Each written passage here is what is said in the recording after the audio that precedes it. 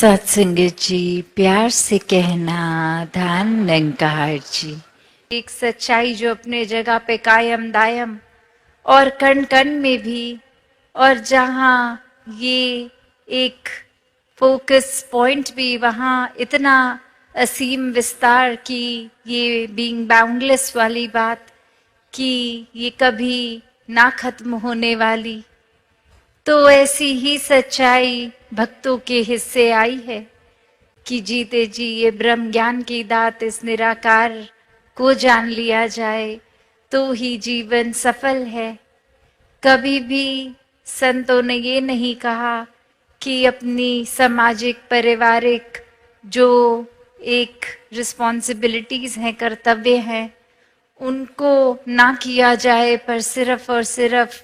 अकेले होके भक्ति की जाए। नहीं, संतों ने यही समझाया है कि इस समाज संसार का हिस्सा बन के घर परिवार में रहकर ही भक्ति की जाए।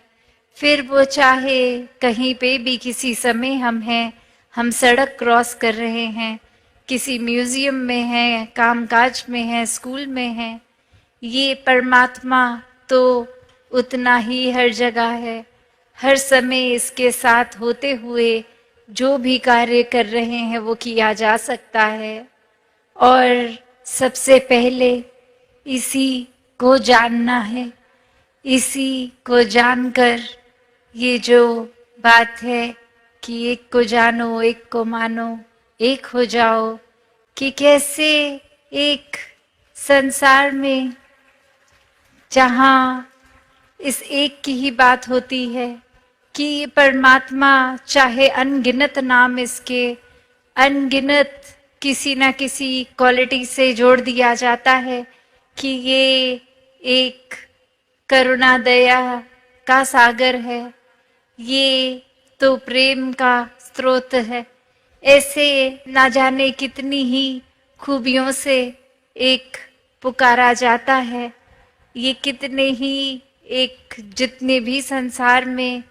कण कण में ये है, तो वो फॉर्म भी हो गया और यही फॉर्मलेस भी है। तो कैसे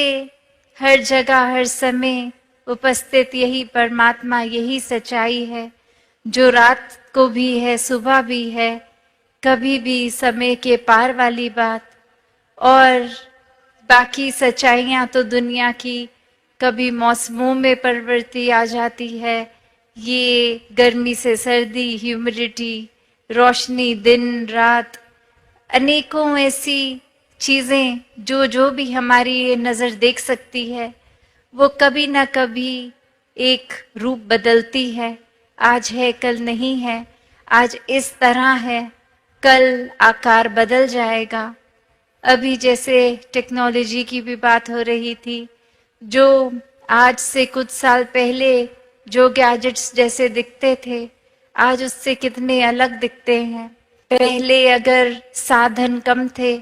आज कहीं से कहीं ट्रैवल भी करना है तो अनगिनत रूप में जब पहुंचा जा सकता है। वैसे ही एक इंसान अगर संसार में आया और ये एक रूप धन का भी एक अमीरी की और एक जीवन में आराम की जिंदगी, पर वो अपनी ही बलबूते, अपनी मेहनत से किया गया और उसका फिर सदुपयोग किया गया। फिर वही जीवन को अगर हम ऐसे भी देखें कि किसी ने ये सारे साधन होने के बावजूद उनका इस्तेमाल तो किया, पर अच्छाई के लिए नहीं, अपना भी नुकसान किया, किसी और का भी। एक उस तरह से जो परमात्मा का शुक्राना बनता है कि कुछ दिया है तो ये भले के लिए ही इस्तेमाल हो, ऐसा किया ही नहीं गया, तो फिर ये जीवन तो फिर बहुत ही एक मुबारक जीवन तो दूर की बात, ये जीवन तो जीवन कहलाने लायक ही नहीं बचा। जहाँ एक इंसान को यही समाज में रहकर ये भरपूर अपनी सुविधाओं को जहाँ यूज भी करना है उस तरह ये विस्तार है, पर ये जिन्होंने परमात्मा को मन में रखा है, हर समय याद रखा है, ये वो सब चीज़ों का अच्छी तरह इस्तेमाल करते हुए भी फिर भी ये अपनी स्पिरिचुअलिटी को एक सबसे ऊपर रखते हैं, इस निराकार को सबसे ऊपर रखते हैं, और फिर अपने जीवन में एक बंदिश का महसूस नहीं होता कि ये एक दायरा है, एक ये इतना असीम निराकार, और कितने ही ये अनगिनत तरीके जिससे इस निराकार के साथ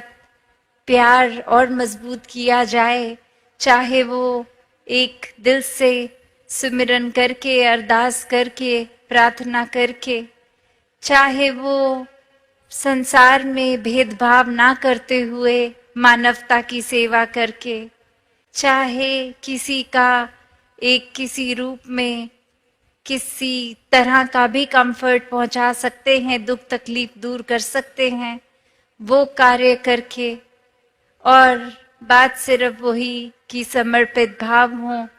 वरना अहंकार जहाँ अपनी जगह ले लेता है, फिर तो मन में यही आएगा कि अगर किसी के जीवन को मैंने संवारा तो वो मेरी वजह से हुआ, अगर मैं ना ये मदद करता तो फिर वो इंसान का तो भला नहीं होना था।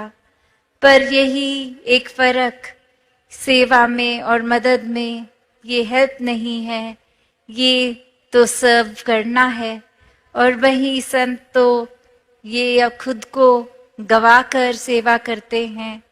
और ये हम्बल हो के एक विनम्रता के साथ कि ये परमात्मा सेवा करा रहा है, शक्ति बल बख्श रहा है, तो ही कुछ हो पा रहा है। और फिर यही मन सत्संग करके भी इस दातार, इस निराकार के साथ वो अपना डीप कनेक्शन और मजबूत कर लेता है।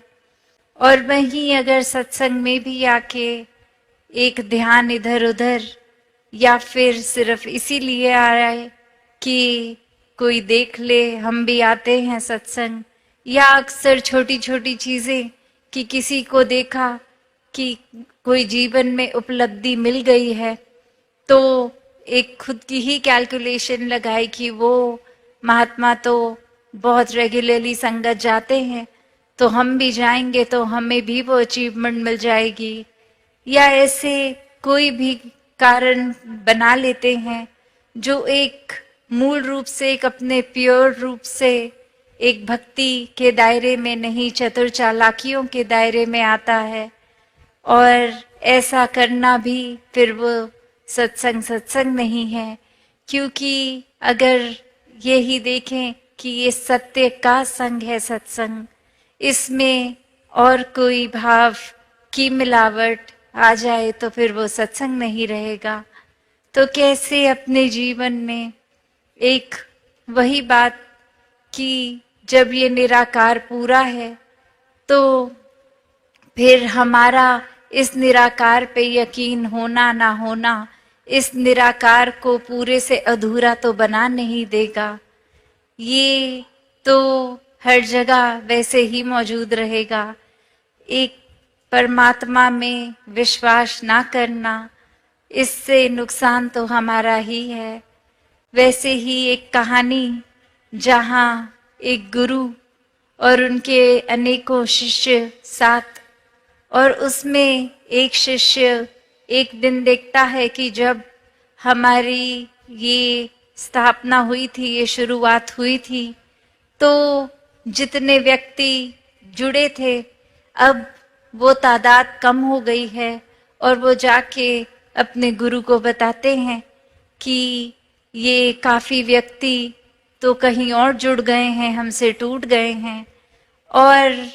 फिर वो गुरु का कुछ रिएक्शन नहीं, किसी तरह से कुछ कहते नहीं है, अपनी आनंद में ही वैसे ही भक्ति में लीन।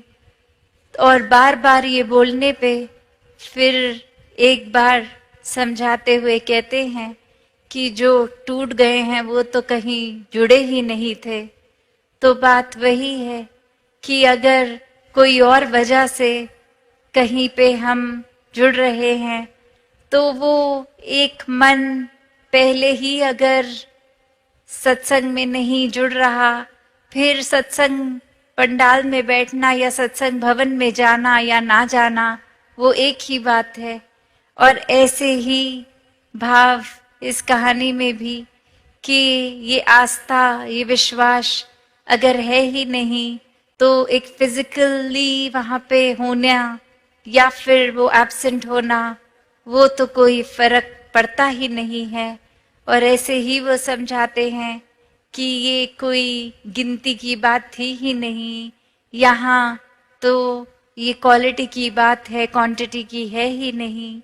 और ऐसे ही वो भाव भी आते हैं जहाँ क्वालिटी भी होती है और क्वांटिटी भी होती है। ये संतों के दिल होते हैं जो ये सच्चाई को पहचान कर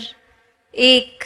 जहाँ उमड़ उमड़ के सत्संग भी आते हैं, वहाँ मन में भी एक बहुत ही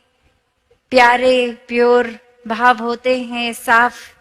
कि बिल्कुल कोई छल कपट नहीं, सिर्फ इस निराकार के प्रति प्यार, तो निराकार की बनाई इस रचना से प्यार।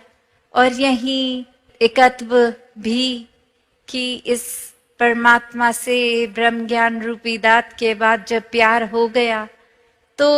फिर कोई फर्क ही नहीं है, हम स्वयं प्यार बन गए। हर जगह प्यार ही प्यार है, प्यार बांट भी रहे हैं और वो एहसास भी नहीं है कि हम प्यार बांट रहे हैं। जिस तरह एक फूल अपनी महक बस देता ही जाता है, तो वो कोई खास एफर्ट नहीं है फूल का, वो तो उसी का गुण है खुशबू, तो वो बिखर रही है। तो बात यही कि फिर ये एक मिक हो के परमात्मा से मन हरेक से एक मिक हो गया और ये एकत्व की बात यहाँ। तो संतों ने हमेशा जैसे समझाया कि जीते जी इस परमात्मा का साथ कर लें। अक्सर ये विषय पे अगर चर्चा होती भी है तो ये दिमाग किसी ना किसी और कारण को प्राथमिकता दे देता है कि अभी हम इस वजह से बिजी हैं, तो अभी तो ये परमात्मा को जानने की जरूरत नहीं है, अभी आयु छोटी है। तो बात वही ये जीवन के अनसर्टेनिटी की भी है कि ये श्वास तो पता नहीं कब चले जाएंगे, कोई निर्धारित उम्र ही नहीं है, तो किसी का अगला पल है नहीं, पता नहीं। तो उसी पल में इस परमात्मा को जान लिया जाए तो ये बात कि ये परमात्मा हर जगह है और जैसे ही ब्रह्म ज्ञान होता है तो ये उस परमात्मा से इस परमात्मा के दर्शन हो जाते हैं, क्योंकि ये हर जगह आंखों के सामने हर समय। और भक्तों सोते उठते हर समय, जब आंखें बंद भी हैं, सो रहे हैं, तो भी ये परमात्मा क्या ही भक्ति रूप उस तरह भी, और खाते पीते खेलते कुछ भी करते हुए ये परमात्मा ही हर समय साथ इसके एहसास में ही जीते हैं। तो ऐसा भक्ति भरा जीवन हर किसी के हिस्से आए और हर कोई अपने जीवन में जहाँ एक जितनी भी उपलब्धियों को प्राप्त करे वो मुबारक उपलब्धियां हैं अपनी मेहनत अपने हार्डवर्क से, पर वहीं अगर वो अचीवमेंट्स पे ही फोकस करते गए और अपनी स्पिरिचुअल ग्रोथ को इग्नोर किया तो फिर जैसे इतिहास में काफ़ी उपलब्धियां जुड़ी हैं, एक हमारी भी जुड़ जाएगी, पर वो सिर्फ एक नाम ही बन जाएंगे। एक हमने पर्सनली कुछ गेन ही नहीं किया, जो ये इतना सुनहरा मौका था भी जिसमें एक एक श्वास इस परमात्मा के रंग में रंग सकते थे, वो मौके को एक माया में ही उलझा के एक गवा दिया। तो हर कोई भक्ति में जीवन जिए, इस परमात्मा के दर्शन करके इसके रंग में रंग कर एक सेवा सिमरन सत्संग का सहारा लेते हुए ये निराकार को हर समय एक ध्यान में मन में बसाकर एक इसी तरह जीवन जिएं जो भक्तों का रहा। और आज भी कितने इतिहास के भी भक्तों के नाम लिए गए और ये हम अपने जीवन में भी भक्तों को देखते हैं। तो चाहे युग और टेक्नोलॉजी बदली, ये इस तरह विस्तार तो हुआ, पर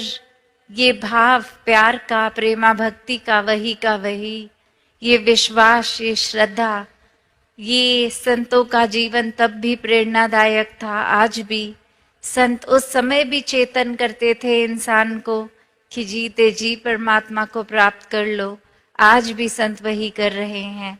तो ये भक्ति में हमें अपना विस्तार करना है, खुद पे फोकस करके इस तरह का जीवन हर कोई जीता चला जाए। सत्संगत जी, धन निरंकार जी।